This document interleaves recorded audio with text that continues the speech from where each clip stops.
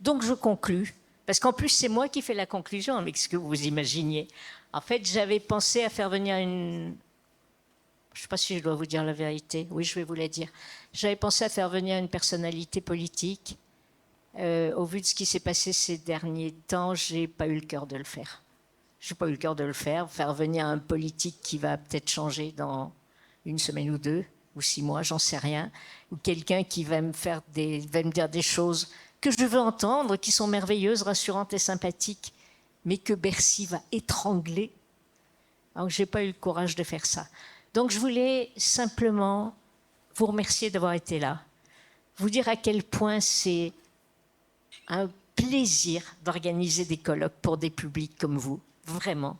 Je voulais remercier les intervenants, parce que vraiment, ils ont fait un beau boulot. Je voulais remercier les personnes qui participent à l'élaboration de ce colloque et qui l'ont animé.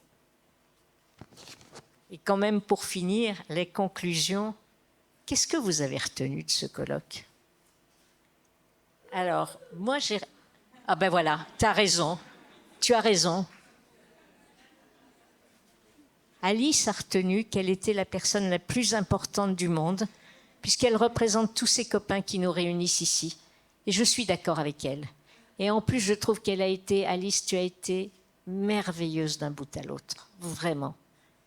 Parce qu'en plus, Alice dormait cette nuit dans un appartement où les voisins du dessus fêtaient leur anniversaire. Je ne vous dis pas. Donc voilà, ce qu'on aura gardé, ce qu'il faut retenir, je crois, c'est évidemment le mot qui a été le plus employé, c'était la rencontre. En fait, on l'a appelé polyhandicap et apprentissage. Je me demande si on n'aurait pas dû l'appeler polyhandicap et rencontre. Et tout de suite après la rencontre, j'ai noté la résilience, l'engagement, la présomption de compétences, l'installation, le fait de s'appuyer sur les acquis,